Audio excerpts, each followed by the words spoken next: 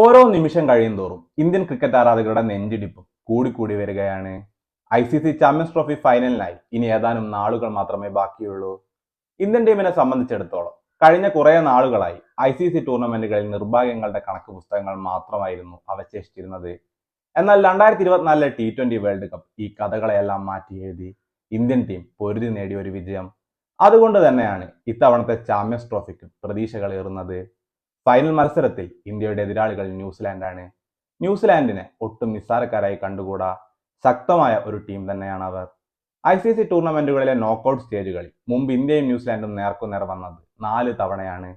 ആദ്യം 2000-ലെ ICC champions ട്രോഫിയുടെ final പോരാട്ടത്തിൽ. അന്ന് വിജയം ന്യൂസിലാൻഡിനൊപ്പമായിരുന്നു. പിന്നീട് 2019-ലെ ODI ലോകകപ്പിലെ സെമി ഫൈനലിലും ഇന്ത്യയും ന്യൂസിലാൻഡും ഏറ്റുമുട്ടി. അപ്പോഴും വിജയം ന്യൂസിലാൻഡിനൊപ്പം നിന്നു.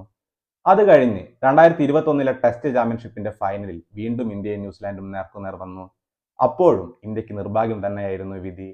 പക്ഷെ 2023-ലെ ODI ലോകകപ്പിൽ ഇന്ത്യ ന്യൂസിലാൻഡിനെ പരാജയപ്പെടുത്തി. അതും മറ്റൊരു സെമി ഫൈനലിൽ തന്നെ. അങ്ങനെ ICC ടൂർണമെന്റുകളിൽ നോക്കൌട്ട് സ്റ്റേജ് 4 തവണ മുഖാമുഖം വന്നപ്പോൾ 3-ലും വിജയം ന്യൂസിലാൻഡിനൊപ്പമായിരുന്നു.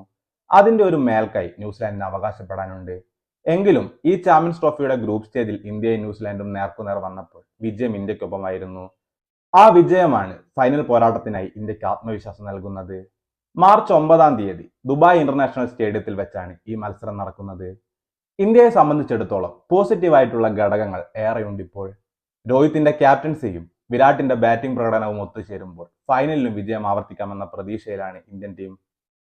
തുടർച്ചയായി മറ്റൊരു ICC കിരീടം കൂടെ നേടാമെന്ന പ്രതീക്ഷയിലാണ് ഇന്ത്യൻ ടീം ഉള്ളത്. 9 ആ ഫൈനൽ പോരാട്ടത്തിൽ ഇന്ത്യൻ ടീം കിരീടമുയർത്തുമെന്ന പ്രതീക്ഷയിൽ നമുക്ക് കാത്തിരിക്കാം. കൂടുതൽ ക്രിക്കറ്റ് വാർത്തകൾക്കായി ഈ ചാനൽ മറക്കാതെ സബ്സ്ക്രൈബ് ചെയ്യൂ.